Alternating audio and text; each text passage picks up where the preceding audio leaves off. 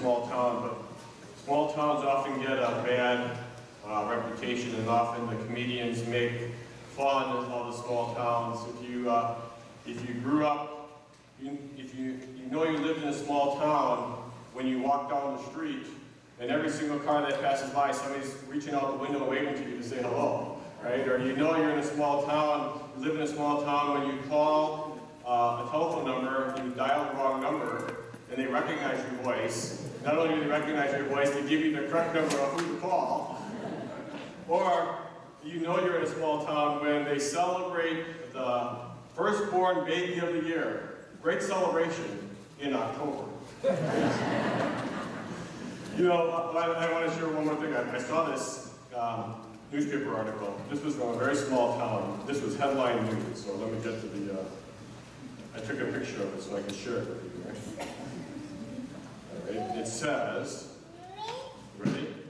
At 7:47 a.m. Wednesday, a woman reported a possibly injured kitten near the intersection of Chestnut and Lincoln Streets. An officer was unable to locate a kitten, but did see a rabbit which ran off. It was an actual article in a small town paper. We hear in today's first reading today from the prophet Micah, and he speaks about Bethlehem getting no respect. The reading says, "You, Bethlehem Ephrathah, too small to be among the clans of Judah. From you shall come one who is to be ruler in Israel." So Micah recognizes that Bethlehem is a very small little town. Is really not recognized even among all the clans of Judah, but that something great will be happening in Bethlehem. Micah is a prophet who was a prophet at the same time as Isaiah. Isaiah is a great prophet. So Micah has to kind of be in his shadow. So talk about being disrespected and kind of lowly.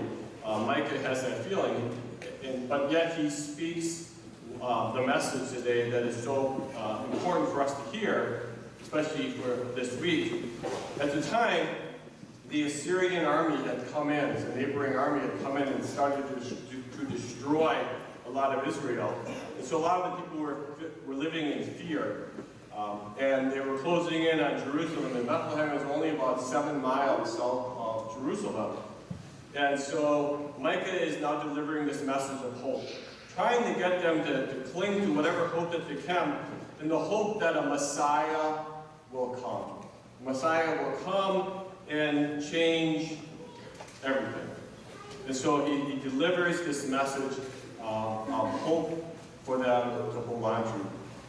It is a message for us all to hear, because God often works with the lowly. He prefers to choose the lowly. So he chooses Bethlehem, this lowly city, this small little town, to be the place of the birth of the Christ child. In the gospel reading today, we hear the story of Mary visiting Elizabeth. God chooses Mary, the lowly servant, who is willingly saying yes to the Lord. She opens her heart, she opens her life to the Lord, to God, to be able to bring Jesus into the world. God chooses the lowly to do great things. And so in this gospel reading today, we hear as Mary goes and visits Elizabeth, Elizabeth herself says the same type of thing. She says in the reading, "How does this happen to me, that the mother of my Lord should come to me?" In essence, Elizabeth is saying, "Who am I that you'll come and visit me? Who am I that my Lord, who hasn't even been born yet," she recognizes that, is coming to visit me. And so sometimes we need to ask ourselves that same question. We do ask ourselves that same question of, who am I, Lord, to be doing what you're asking me to do? We're all called to be followers of Christ. We're all called to be disciples and to live our faith. But we fall into the trap of saying, I'm not worthy, I'm unimportant, I'm a nobody, I can't be doing the work with the Lord. But yet God calls the lowly. God works through each and every one of us to be able to make a difference in the world, to make a difference in our families, to make a difference in our neighborhood, to make a difference in the lives that are around us. God calls each and every one of us individually to serve the Lord, to make a difference in the world. In a little bit, we're going to bring forward the bread and wine and celebrate the Eucharist here. It is a recognition that Christ comes into our lives, not just at Christmas, but every day. God comes and enters in and dwells within our heart. God comes and enters in and dwells in our life. So when we celebrate the Eucharist, we recognize His presence. Now I want to go back to simply the word Bethlehem. You know what that word means. When you translate the word Bethlehem, it means house of bread. Interestingly, it means house of bread. And how appropriate that what we will celebrate in a minute, the bread of life, Jesus, who is the Eucharist, was born in the house of bread.